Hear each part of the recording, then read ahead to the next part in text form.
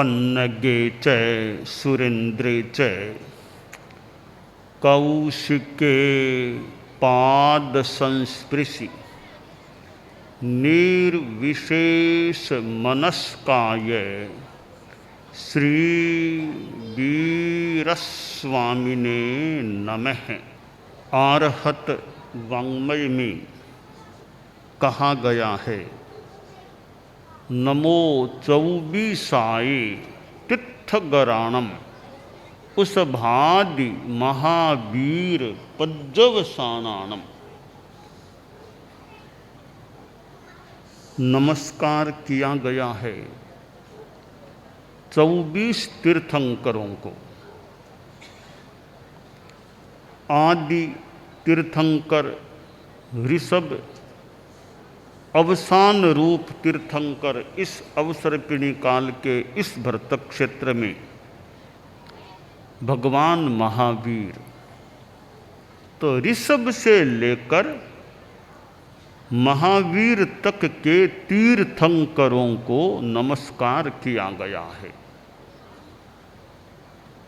अरहत हमारे मनुष्य जगत में बहुत बड़े आदमी होते हैं।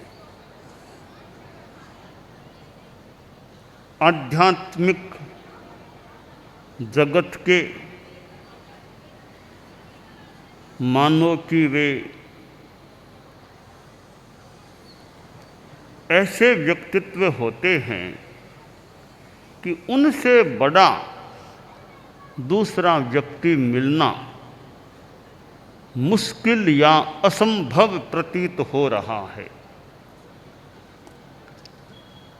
अध्यात्म के वे अधिकृत प्रवक्ता होते हैं। ऐसा कोई प्रश्न नहीं जिसका संभाव्य उत्तर उनकी जानकारी में न हो। अनंत ज्ञान संपन्न होते हैं तीर्थंकर,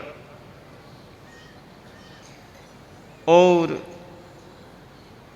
उनका चारित्र भी यथाख्यात चारित्र होता है। बहुत अधिक उत्कृष्ट रूप चारित्र उनका होता है और अतिशय संपन्न भी होते हैं। तो तीर्थंकरों को नमन किया गया है। जैन शासन में नमस्कार महामंत्र, नवकार मंत्र अत्यधिक प्रसिद्ध है। बच्चों को भी नवकार मंत्र याद कराया जाता है। कितने लोग होंगे जिनके मन में या मन में अथवा मन व मुख से या कोरा मुख से नवकार मंत्र उच्चरित होता है, स्मृत होता है। यह एक भक्ति का प्रयोग है। नवकार मंत्र नमस्कार महामंत्र है, उसमें भक्ति परिलक्षित होती है। नमन कर लेना, मस्तक झुका देना एक भक्ति का उदाहरण है। और फिर किसी के पैर में मस्तक लगाना, यह तो कितनी बड़ी भक्ति हो जाती है। कोई कहे कि यह डिग्री दें, यह डिग्री दें, ठीक है, डिग्री का अपना एक जगत हो सकता है, पर किसी के पैरों में मस्तक डिग्री देने वाले डिग्री तो मान लो दे दें, पर कोई कहे मेरे पैरों में मस्तक लगाओ, तो हर कोई आदमी, हर किसी आदमी के पैर में अपना मस्तक लगाना मंजूर नहीं भी करे। डिग्री तो मान लो देना, वो तो दे दें, कोई अलंकरण दे दें, सम्मान दे दें। कोई कहे मेरे पैर में माथा लगाओ, तो हर किसी आदमी के पैर में मस्तक लगाना एक समझदार और स्वाभिमानी पुरुष के लिए बहुत मुश्किल हो सकता है। तो नवकार मंत्र नमस्कार महामंत्र में नमन किया गया है अरहतों को, सिद्धों को, आचार्यों को, उपाध्यायों को और लोक में स्थित समस्त साधुओं को। यह एक भक्ति का प्रयोग है। अपने आराध्य के प्रति भक्ति का भाव होना चाहिए। तीर्थंकर नाम गोत्र का बंध भी भक्ति के कारण से हो सकता है। अरहतों के प्रति भक्ति, सिद्धों आचार्यों के प्रति भक्ति, उपाध्यायों संतों के प्रति, साधुओं के प्रति भक्ति, भक्ति व्यक्ति के प्रति भी हो सकती है और भक्ति किसी सिद्धांत के प्रति भी हो सकती है। जिन वाणी के प्रति भी, भगवद वाणी के प्रति भी मन में भक्ति का, विनय का भाव हो सकता है। किसी आदर्श के प्रति भी मन में समर्पण और भक्ति का भाव हो सकता है। आदर्श के प्रति समर्पण यानी भक्ति हो सकती है मन में, पर आचरणों में हमने आदर्श का कितना अनुसरण किया, यह भी एक महत्वपूर्ण विषय है। ठीक है, आदर्श कई बार बहुत ऊंचा होता है, उस ऊंचाई तक आदमी न भी जा सके तो जितना ऊंचा जा सके, कोई बच्चा कूद कूद करके किसी के हाथ लगाने की जैसे चेष्टा करे, यानी वो वहां तक उस स्थान को छूने का प्रयास करता है, तो ठीक है, पूरी ऊंचाई तक नहीं जा सके, जितने ऊंचे उठ सके उतना ही ठीक है। तो हमारे जीवन में सिद्धांत और आदर्श के प्रति भी समर्पण और भक्ति का भाव हो। थोड़ी कठिनाई आएगी तो आएगी, पर सिद्धांत को नहीं छोड़ना है, कोई समझौता नहीं है। जहाँ अपने सिद्धांत की बात है, लिए हुए व्रत की बात है, थोड़ी कठिनाई आए तो आ जाए, यह मनोभाव आदमी में जागता है तो किसी भक्ति समर्पण के भाव के आधार पर आदमी कठिनाई में भी कूद सकता है, कोई बात नहीं। सैनिक होते हैं, वे देश के लिए कुर्बान भी मानो हो जाते हैं, प्राण न्योछावर कर देते हैं। ठीक है, उनके मन की जो भी भावना हो, कहीं कोई स्वार्थ भी हो और राष्ट्र भक्ति भी हो सकती है, तो वह भी एक प्रकार की, भले बाह्य जगत की हो, एक समर्पण या भक्ति का भाव है, देशभक्ति का भाव है। तो सैनिक प्राणों की मानो परवाह नहीं करते हुए अपने देश की रक्षा के लिए, अपने दायित्व का निर्वाह करने के लिए मानो कूद पड़ते हैं। अध्यात्म जगत में हमारी आत्मा के प्रति भक्ति, यथार्थ के प्रति भक्ति, जिन वाणी के प्रति भक्ति, एक बच्चे में भी संस्कार आ गया कि झूठ नहीं बोलना है, अब वह सच्चाई के लिए थोड़ा कष्ट भले आए तो आए, वो झूठ बोलना स्वीकार नहीं करता है, डरता नहीं कि कोई बात नहीं, तकलीफ आएगी तो आएगी, झूठ तो नहीं बोलना है। बच्चे को संस्कार दिया गया शिक्षा दी गई कि झूठ नहीं बोलना। ज्ञानशाला के ये छोटे बच्चे ज्ञानार्थी, छोटे छोटे बच्चों को ये संस्कार कोई अच्छा मिल जाए और संस्कार पकड़ लिया जाए तो कई बार वो जीवन की बड़ी संपदा बन सकता है। ज्ञानशाला के ज्ञानार्थी बच्चे हैं और उनको प्रशिक्षण देने वाले तैयारी कराते हैं तो बच्चों में अच्छे संस्कार आ जाएं, बड़ी संपत्ति मानो उनको प्राप्त हो सकती है। पैसे की संपत्ति एक चीज है, संस्कारों की संपदा एक विशेष चीज हो जाती है। तो बच्चा था 8-10 बरस का मान ले, रोज लकड़ियां काटने के लिए जाता। उसको यह काम सौंपा गया था परिवार की ओर से कि लकड़ियां काट के लाओ, गरीब लोग हैं हम, तो जैसे तैसे गुजारा करना है, परिवार को चलाना है। थोड़ा काम पिता करे, थोड़ा काम बच्चा करे, कुछ पैसा आता रहे तो परिवार का भरण पोषण होता रहे। तो बच्चे को काम दिया गया कि लकड़ियां काट काट करके लाया करो, लकड़ियां बेची जाएगी, कुछ आमदनी हो सकेगी। बच्चा रोज प्रायः 2-3 किलोमीटर दूर बाहर जाता, जहाँ पेड़ और मिलते वो कुछ काट काट के लाता। एक दिन कुल्हाड़ी हाथ में लेकर वह जा रहा था। मार्ग में एक नदी आया करती थी और नदी पर छोटा सा कोई यूं काठ के पट्टका सा पुल सा बना हुआ था।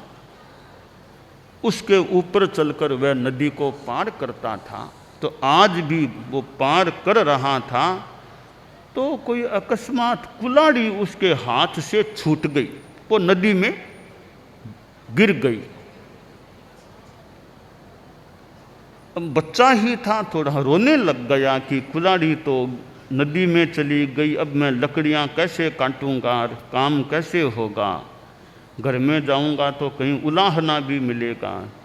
रोने लग गया। रो रहा था तो वहां आसपास एक वृक्ष था। उस वृक्ष में एक यक्ष रहा करता था। उस एरिया में वो रहा करता था और वो पेड़ उसका मानो घर बना हुआ था। यक्ष ने देखा, रे छोटा बच्चा रो रहा है, इसका थोड़ा सहयोग करें। बच्चे को देखा, यक्ष ने एक आदमी का रूप बना लिया। देवता रूप परिवर्तन कर लेते हैं तो वैक्रिय शक्ति, तो वो एक आदमी के रूप में आया, एक प्रौढ़ आदमी के रूप में। पूछा, बच्चे क्या हुआ? बोला, दादा कुल्हाड़ी गिर गई नदी में, अब क्या होगा, लकड़ी कैसे काटूंगा, घर में जाऊंगा तो उलाहना भी मिलेगा, तो काट देखो मैं चेष्टा करता हूँ। देव माया थी, वो थोड़ा नदी में गया और हाथ डाला, एक सोने की कुल्हाड़ी हाथ में आ गई। तो लो बच्चे, तुम्हारी कुल्हाड़ी यही है। बच्चे ने देखा तो सोने की कुल्हाड़ी है, तो उसका तो संस्कार लिया हुआ था कि झूठ नहीं बोलना है। कहा, दादा ये तो मेरी कुल्हाड़ी नहीं है, ये तो नहीं लूंगा, ये मेरी नहीं है। अच्छा, उस देव पुरुष ने फिर हाथ डाला, एक चांदी की कुल्हाड़ी हाथ में आई। वो देव माया थी। तो लो ये तुम्हारी कुल्हाड़ी। तो दादा ये भी नहीं है। अब तीसरी बार उसने हाथ डाला, अब उसकी मूल की कुल्हाड़ी हाथ में ली। कहा, ये तुम्हारी कुल्हाड़ी? हाँ दादा मेरी कुल्हाड़ी वो यही लगती है, ये मुझे दे दो। तो वो देव पुरुष था, उसने कहा, रे सोने की कुल्हाड़ी मैंने दिखाई, वो तुमने नहीं ली।